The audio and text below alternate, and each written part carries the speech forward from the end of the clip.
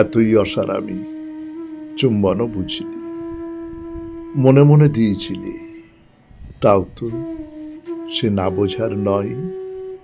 ঘরে কত লোক ছিল, তাই ঋণ স্বীকার করিনি।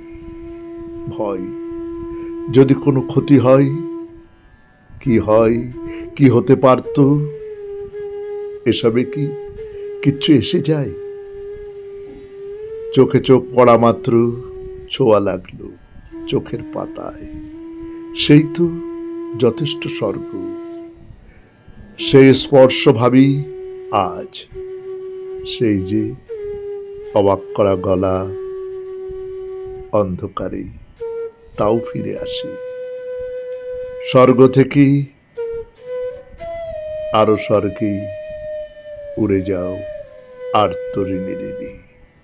প্রথমে বুঝিনি, কিন্তু আজ বলো, দশক শতক ধরে ধরে ঘরে পথে লোকালয়ে স্রোতে জনস্রোতে আমাকে কি